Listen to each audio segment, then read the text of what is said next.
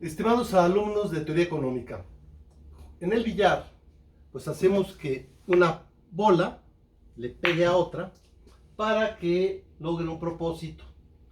Si nos equivocamos, la bola puede hacer que no caiga en donde debe ser y entonces no obtendríamos puntos. Habría no aumento de puntos para el jugador. Pero también podría darse otro fenómeno negativo, que sería que la bola entrara donde no debe ser.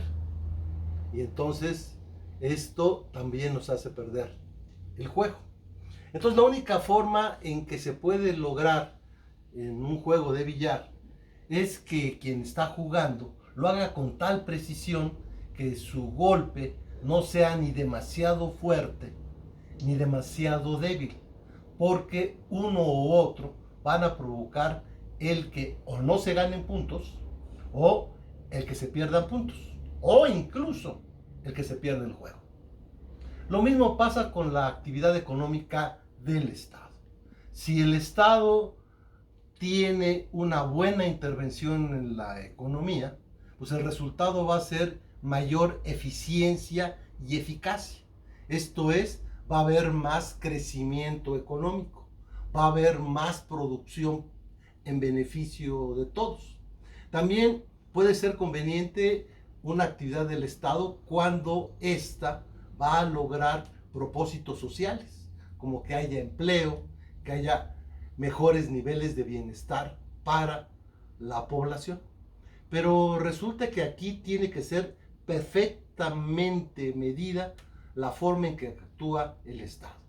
Porque en un momento determinado, una mala decisión del Estado, lo que se llama una falla del Estado, va a provocar un fenómeno muy malo que se llama inflación o un fenómeno también muy malo que es la recesión o deflación. Alguien decía que la diferencia entre uno y otro pues es muy simple.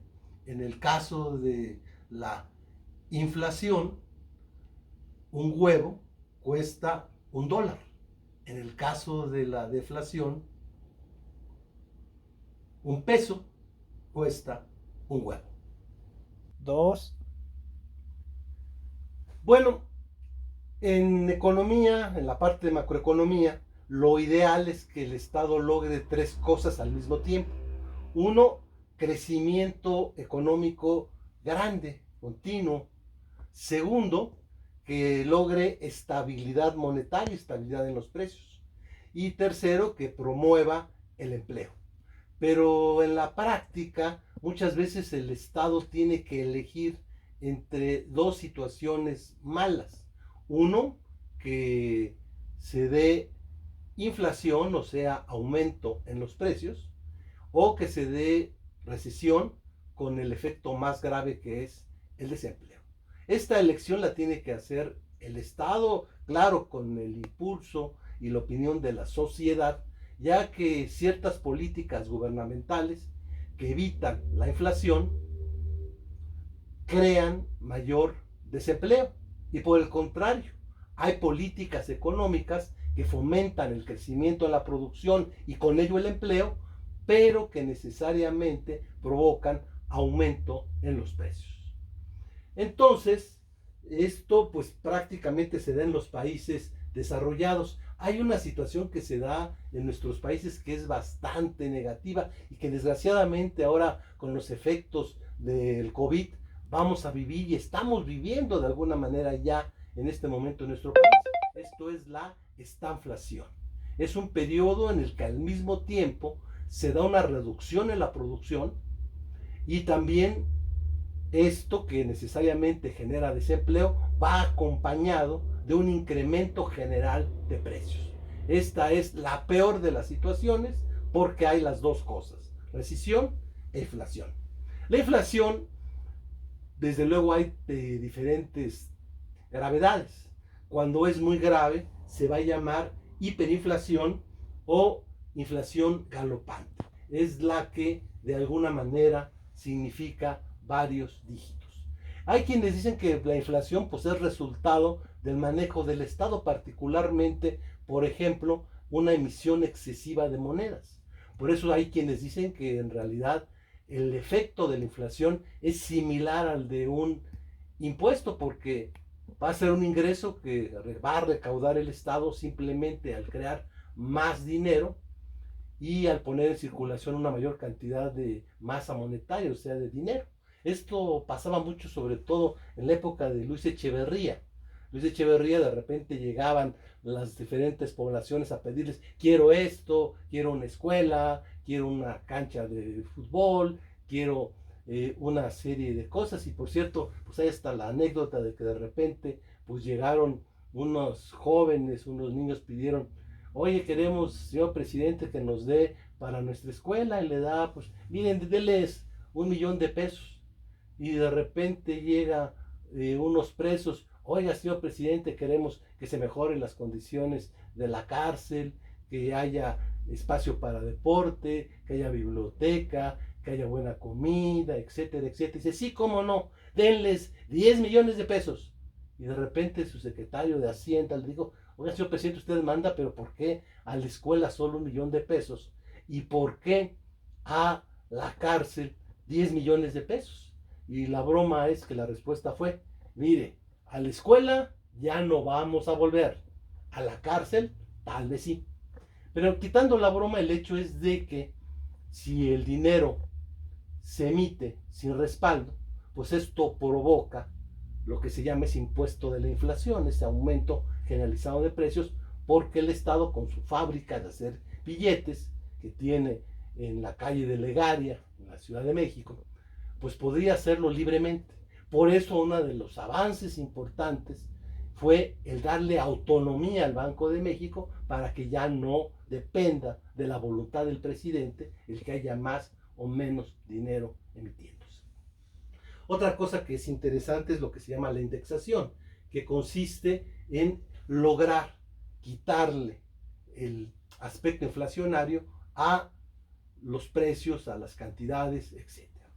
Bueno, todo lo que hace el Estado entra en lo que se llama política macroeconómica.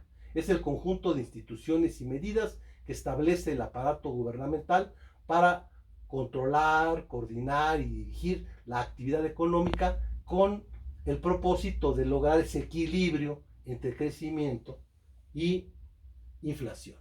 Los instrumentos fundamentales de esa política macroeconómica es desde luego la política fiscal.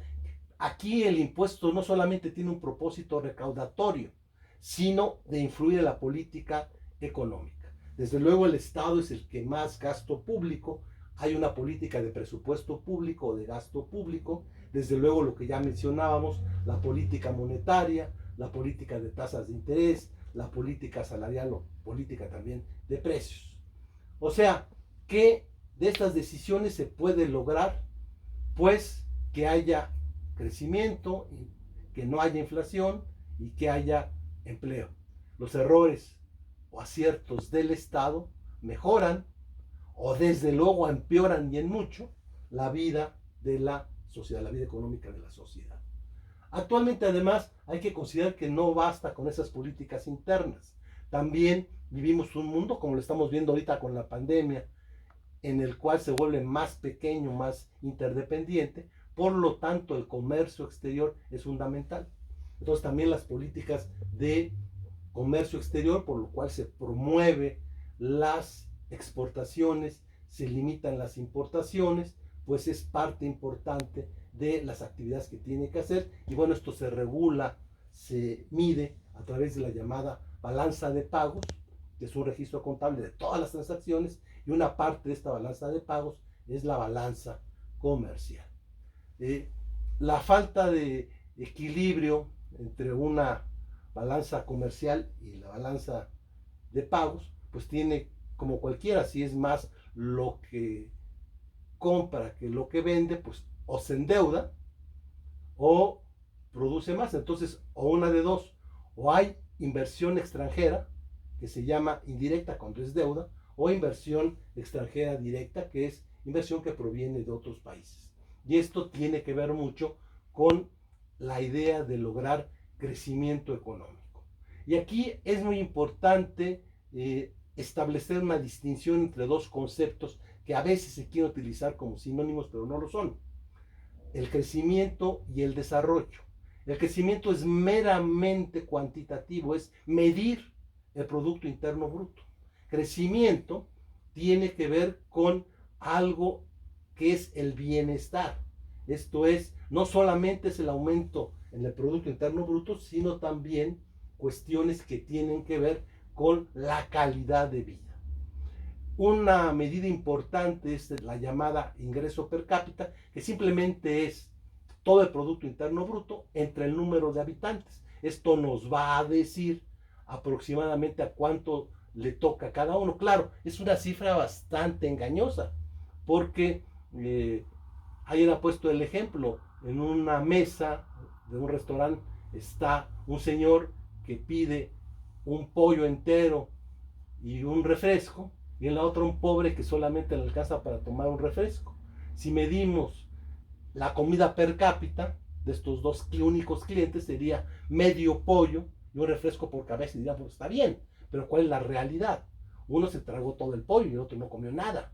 Bueno, ese es el problema con el ingreso per cápita. Puede ser que unos cuantos tengan mucho y las grandes mayorías no. Bueno, lo que se busca con la política también de parte del Estado es lograr lo que se llama el desarrollo económico. Esto es, ya no se trata solo del crecimiento, que es grave. Ahorita, por ejemplo, se habla que en nuestro país este año vamos a tener un decrecimiento del 7% en razón de todos los efectos del COVID y de otras causas. Bueno, pero eso no es lo más grave. Hay afectación en el desarrollo. El desarrollo es un indicador cualitativo.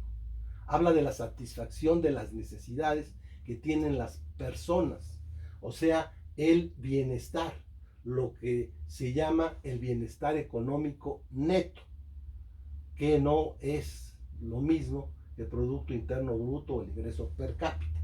El ingreso per cápita es una medida. Desde luego es muy difícil medir el BEN, por eso hay otros indicadores, por ejemplo el índice de desarrollo humano, que toma en cuenta el bienestar económico neto y que considera también aspectos como la vida larga y saludable por la esperanza de vida promedio. Ahora, pues con esto del COVID estamos viendo que quienes más vulnerables somos precisamente los viejos. O sea, esto va a aplicar en que baje el bienestar económico neto de los lugares donde están muriendo adultos mayores. La educación, medida en tasas de alfabetización, matrículas en educación incluso universitaria, y desde luego nivel de vida digno, que pues sí se puede medir con el ingreso per cápita. El subdesarrollo es una situación en la cual se encuentran los países que no han alcanzado el nivel de los países en desarrollo. Sus características es que los ingresos son bajos, hay desigualdad, hay comercio de materias primas y por el contrario una gran dependencia tecnológica, existe una economía informal y una gran desigualdad donde hay ricos y pobres que se distribuyen muy desigualmente la riqueza. Entonces, esto hace que haya más para los ricos y menos para los pobres en cuanto a esa producción general de todo el país. Hay una serie de teorías, algunas que hablan de que pues es simplemente falta de inversión, otros que dicen que es por la dependencia económica, pero el hecho es que cada vez más el grave problema del mundo es un problema de falta de desarrollo. Y estas situaciones de falta de desarrollo hablan de que vivimos un mundo desigual y en ocasiones esa desigualdad pues trata de igualarse con fenómenos como estos del COVID, pero la verdad es que aún con esto, pues a los países más subdesarrollados finalmente les va a ir peor con la pandemia que a los países desarrollados. Por eso es muy importante que en general el Estado, pero particularmente en estos casos en los que vivimos una situación de pandemia mundial, el Estado tome decisiones adecuadas, porque de lo contrario el daño a la sociedad va a ser terrible y va a abarcar a varias generaciones. Muchas gracias, nos reencontramos en la próxima comentario, en la próxima clase.